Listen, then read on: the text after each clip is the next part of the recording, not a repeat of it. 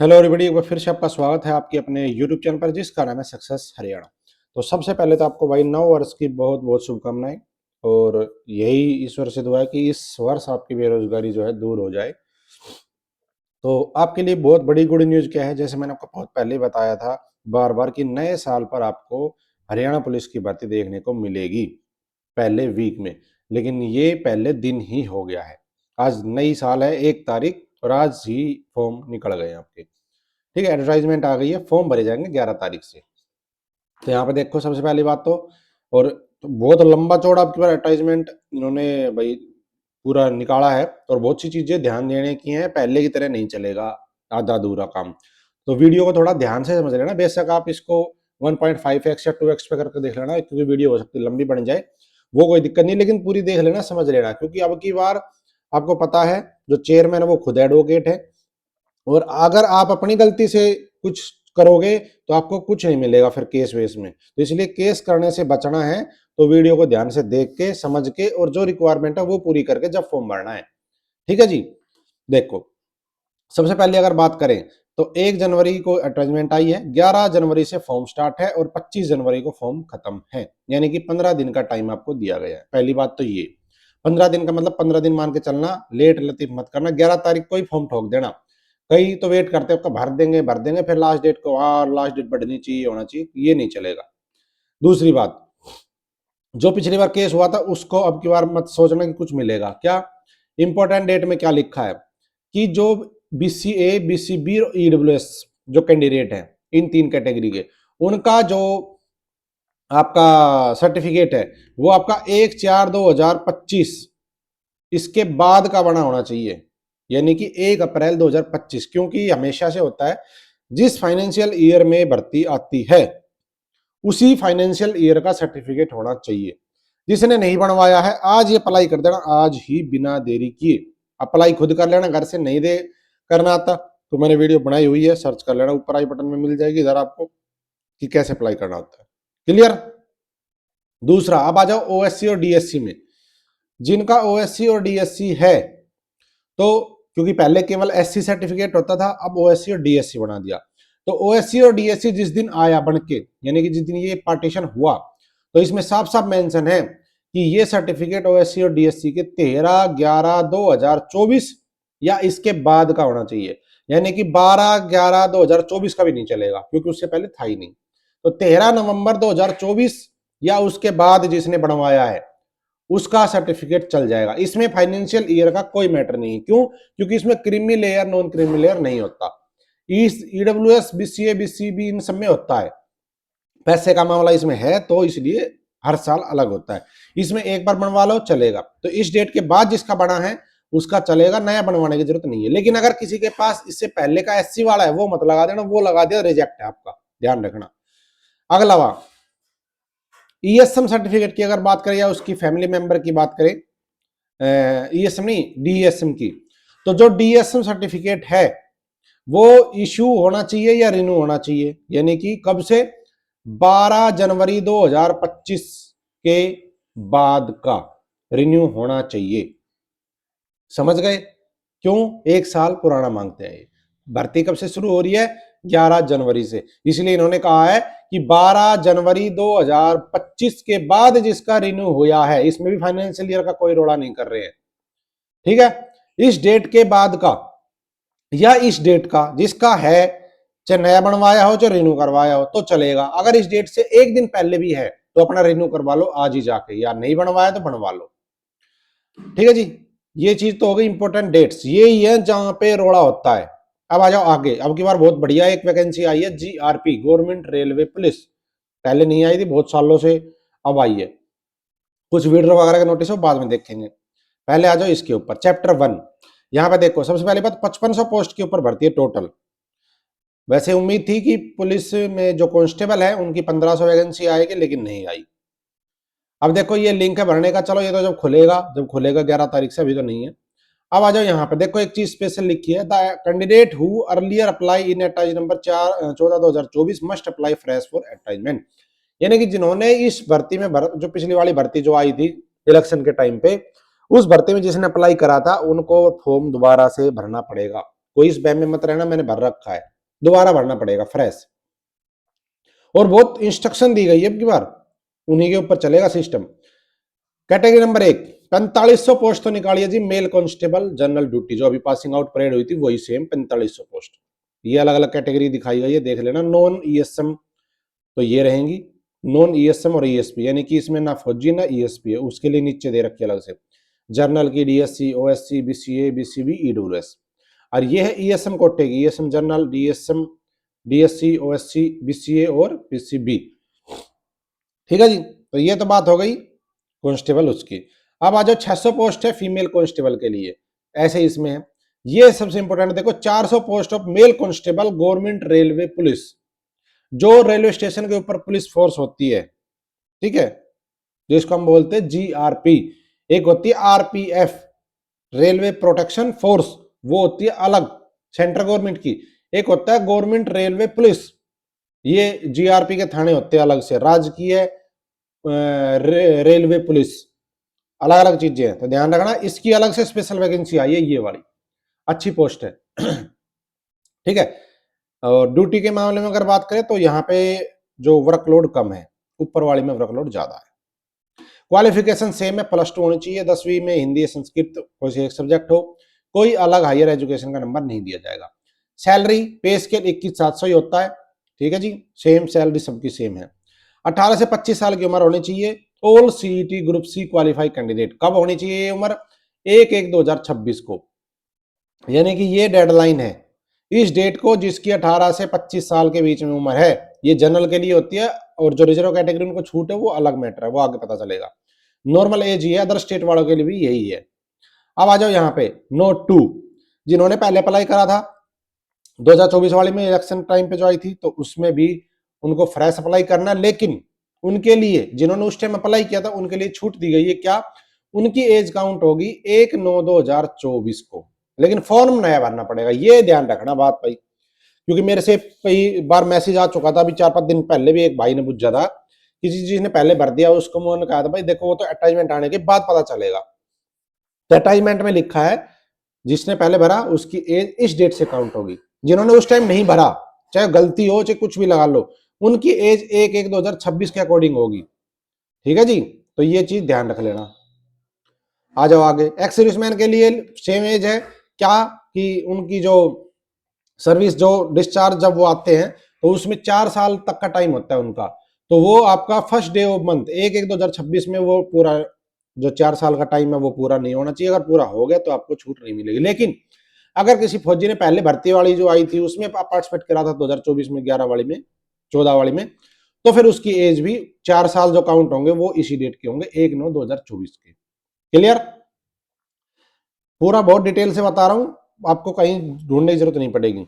Relaxation अगर की बात करें, ठीक है, रिलैक्सेशन जो मिलता है एज में नोट 2 और 4 को, ये नोट 2 ये और नोट 4 ये, तो ये जो नोटिस था 2/7/2025 को, तो विड्रॉवल नोटिस था, ये नीचे दिया गया है, उसको पढ़ेंगे बाद में।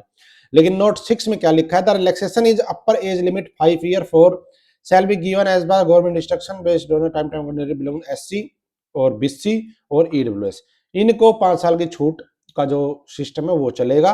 जो 18 से 25 है तो वो 30 साल तक हो जाएगी, वो आगे नोटिस उसका बताया गया रूल, वो भी देखेंगे। चैप्टर नंबर 5, सिलेक्शन क्राइटेरिया आपको पता है, सीईटी के बेस पे है, और सीईटी के बेस पे ही होगा। 10 गुना बच्चों को पेपर में उठाया जाएगा। फिजिकल में लगभग मैंने जो कट ऑफ बताई थी वहां तक का नंबर आ जाएगा, लेकिन उससे नंबर किसी का 2-3 नंबर कम भी है, वो भी अपनी फिजिकल की तैयारी कर ले। कट ऑफ की वीडियो नहीं देखे तो आई बटन मिल जाए। क्वालिफाई टेस्ट बताया कि सीईटी का जो क्वालिफाइंग टेस्ट था उसी के बेस पे फिजिकल मेजरमेंट टेस्ट, और देन पहले होगा पीएमटी, एंड देन ध्यान देना, पहले होगा पीएमटी फिजिकल मेजरमेंट टेस्ट, उसके बाद होगी आपकी दौड़ भाग physical screening test. Both of the which shall be qualify nature only, दोनों क्वालिफाई करने हैं बस केवल। और उसके बाद जो है जो जो बच्चे क्वालिफाई होंगे उसके बेस पे फिर आपको आगे 10 गुना 10 टाइम्स, ये लिखा है यहाँ पे 10 times of number of advertise post in each category of knowledge test, 10 गुना बच्चों को पेपर में बैठाया जाएगा। फिजिकल मेजरमेंट टेस्ट में क्या होगा? फिजिकल मेजरमेंट टेस्ट में आपका ये होगा 170 सेंटीमीटर जनरल चेस्ट, ये आपको पता ही है, हमेशा जो सेम है वही चीज है, फुला के छाती इतनी, बिना फुलाई इतनी, वो है। रिजर्व कैटेगरी के लिए 168 होती है, ठीक है जी। और रिजर्व कैटेगरी का मतलब रिजर्व कैटेगरी, ठीक है जी। फीमेल के लिए इतनी है। अब ईडब्ल्यूएस वाला पूछेंगे जी ईडब्ल्यूएस के लिए, तो ईडब्ल्यूएस भी रिजर्व कैटेगरी है अपने आप में, ठीक है जी। जो रिजर्वेशन पॉलिसी है उसके अकॉर्डिंग। और इसमें भाई बता दिया टेस्ट टेम्पर प्रूफ ये सब चीजें होंगी, चलो ये तो आपको पता ही है। दौड़ के लिए अगर बात करें सेम है, 2.5 किलोमीटर 12 मिनट में लड़कों के लिए, 1 किलोमीटर 6 मिनट लड़कियों के लिए, और फौजियों के लिए 1 किलोमीटर 5 मिनट में। चिप लगाते हैं पैर में और उसके बाद दौड़ होती है।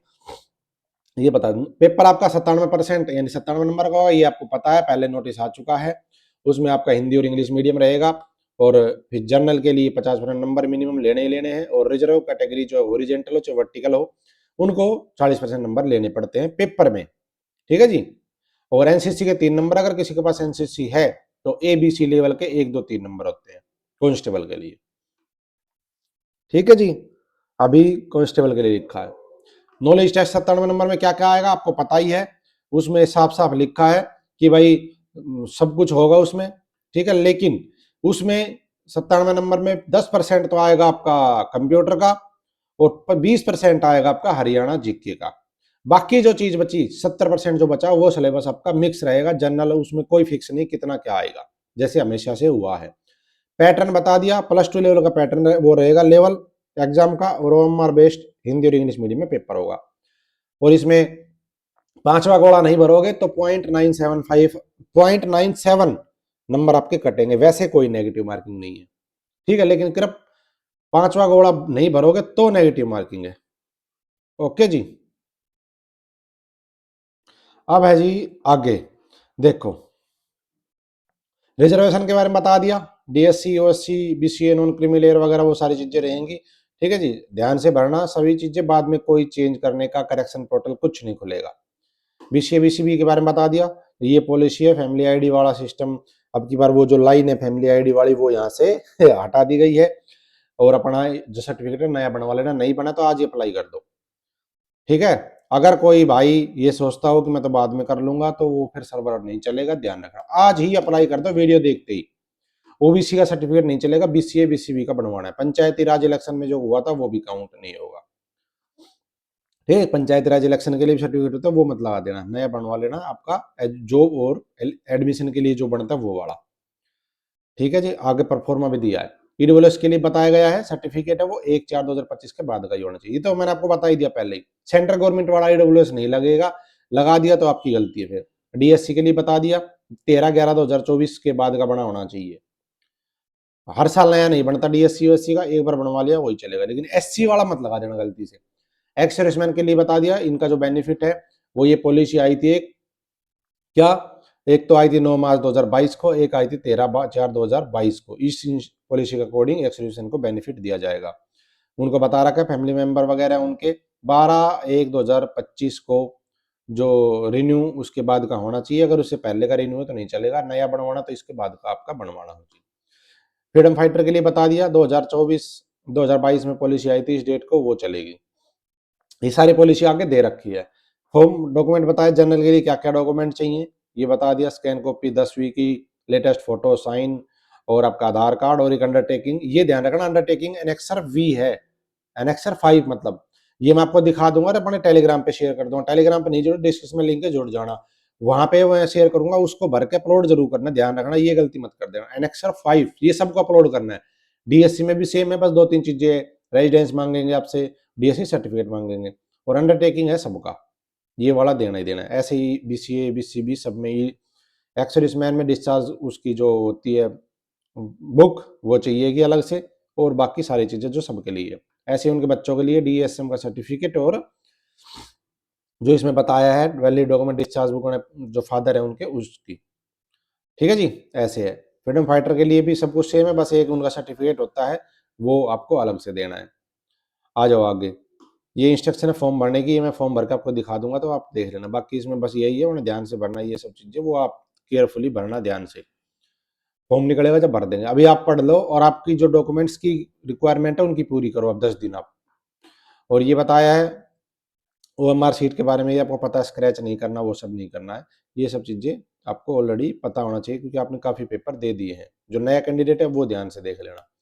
डॉक्यूमेंट की स्क्रूटनी बताई है कि only those document will be uploaded by the candidate while filling up the application will be considered for the purpose of scrutiny. मतलब केवल उन्हीं डॉक्यूमेंट्स को स्क्रूटनी में ध्यान दिया जाएगा जो अपलोड करोगे। जो डॉक्यूमेंट आपने अपलोड नहीं किया उसका बाद में कोई कंसीडर नहीं किया जाएगा। ठीक है जी, ये ध्यान रखना। रिजल्ट के बारे में बता दिया है। रिजल्ट ऑफ एग्जामिनेशन है वो मेरिट के बेस पे आएगा और एनसीसी प्लस पेपर तीनों मिलके 100 नंबर में से आपका रिजल्ट आपका बनेगा।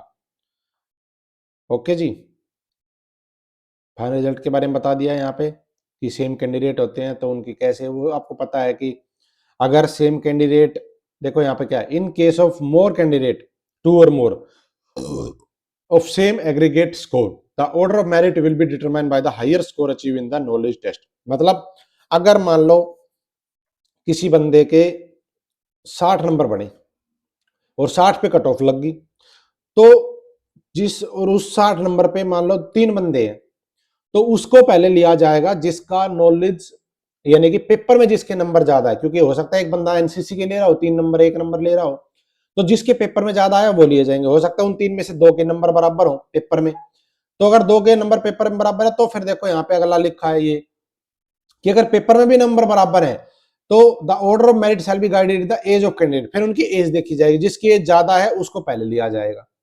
अगर एज भी बराबर है तो फिर उनकी हायर क्वालिफिकेशन देखी जाएगी। तो इसका मतलब ये है कि अपनी जितनी क्वालिफिकेशन आपके पास है सारी भर देना फॉर्म में। ठीक है, कोई ये मैं सोच रहा मैं तो +2 पास फार्म मांग रहा है +2 भर दूं, ये हो सकता है आपको बाद में दिक्कत हो जाए और सेम नंबर के केस में आप पिछड़ जाओ। ठीक है, ये बड़ी इंपॉर्टेंट बात है, इनको कोई नहीं पढ़ता, बस ये है इसमें। बाकी चीजें अब क्या है आगे, ये जो भाई बताया कि अगर आप कुछ भी गलती करते हो, मिसकंडक्ट करते हो, तो आपको कितने कितने साल के लिए क्या क्या किया जाएगा ये पढ़ लेना। ठीक है जी, ये बताया इसमें। अब ये विड्रोवल नोटिस बताया गया है, ये विड्रो की थी वैकेंसीज उनके बारे में। और ये है भाई बैकवर्ड क्लास का सर्टिफिकेट, ये वाला चलेगा। एनेक्सर 2 इस टाइप का बनना चाहिए। ओके जी, एनेक्सर 3 ईडब्ल्यूएस का ऐसा बनेगा। और वो एनेक्सर 5 है वो जरूर देख लेना। ये किसके लिए है, economy weaker section income and asset certificate, ये उसके लिए है। और एनेक्सर 4 ये एलिजिबिलिटी सर्टिफिकेट किसके लिए है, ये आपका eligibility certificate performer for the family member of ESM. ये भाई ध्यान से भर लेना अपना जो ईएसएम के बच्चे हैं वो, कि वो एलिजिबिलिटी रखते हैं नहीं रखते, उनके लिए है ये। ठीक है, और ये वेलफेयर डीएस उनके लिए स्टैंप लगेगी उनकी, जो इसको निकलवा के प्रिंट अपना करवा लेना रेडी, जिला सैनिक बोर्ड से बनेगा। अंडरटेकिंग 5 ये अंडरटेकिंग भाई ये सबको लगाना है, ध्यान रखना, ध्यान बहुत ध्यान से, इसमें सबको केयरफुली भर के यहाँ पे साइन करके डेट डाल के ये अपलोड होगा हर बंदे का।